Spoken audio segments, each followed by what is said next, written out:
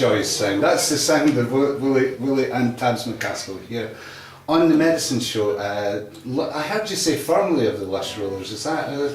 No, not. That was a slip of the tongue. No, well, it's the Lushrollers are.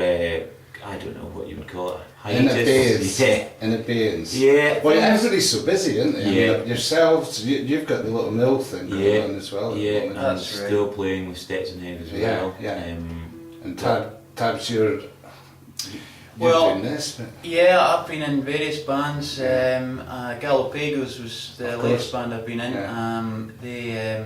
I've just actually left them after you? a couple of years, and I'm thinking about starting my own band. So as if you haven't got enough. But the Lushrollers, we got together for Belladrum last year, and we're kind of thinking along those lines that if it's a big event and there's a call for it, maybe get out there and get the band together. Yeah. But is this something that you've got the bug for now then?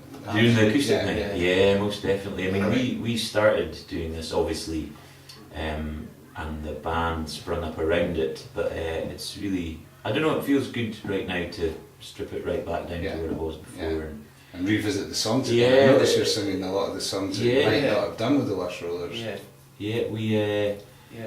I don't know. I was saying kind of last night that there's certain songs that over years and years of playing them, you maybe lose a little bit of interest in playing them, but then stripping them back to the acoustic guitar again, you can really fall in love with them again.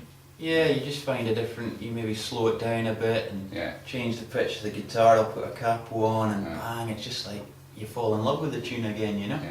Yeah. Well, and some great new songs as well coming through. Coming up. That's again. I think it's coming back to. I really hadn't been writing for quite some time.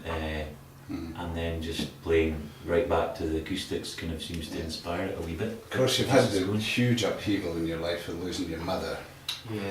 Which anybody who's any interest in Scottish music and Highland music, I'll say condolences from anybody who might be listening on that. Well, thank you.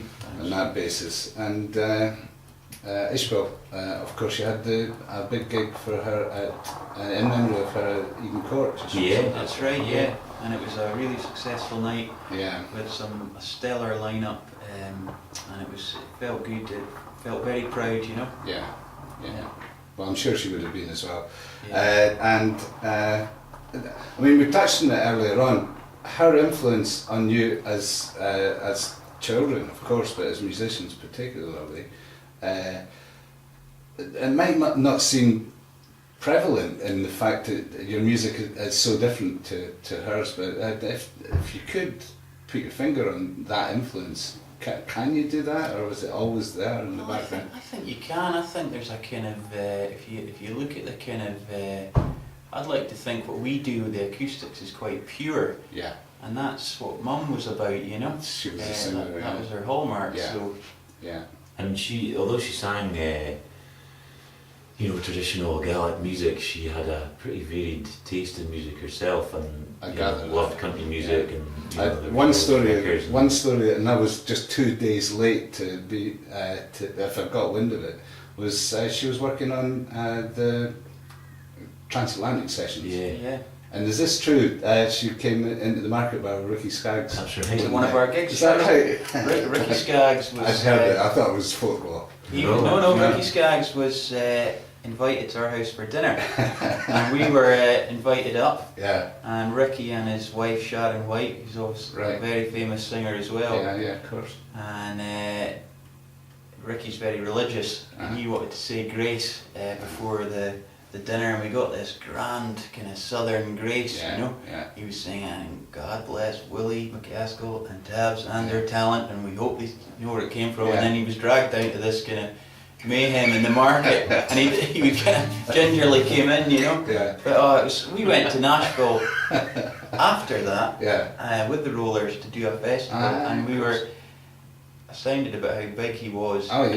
We were saying to people, Ricky Skaggs was at our house for dinner, and they were like, who are these guys? They didn't believe us, you know. And then we got the Transatlantic Sessions album out of a shop and said, that's your mama? Yeah, it is, you know. Fantastic. Well, I mean, a great legacy your mother leaves behind you, and I'm sure you must feel as if you're kind of custodians of that legacy to an extent as well. Yeah, us and a lot of other people as well. So yes, through her as well. Yeah. Well, that will remain anyway, and fair play. And so are you and your music. I mean, that's the other thing that interests me as well, from the point of view of, and I touched on it earlier, the American side of things. And I don't think we've had this conversation before, but I've just naturally assumed you must have been listening to Crosby, Stills, Nash and Young, the Byrds, Chris Hillman, Graham Parsons.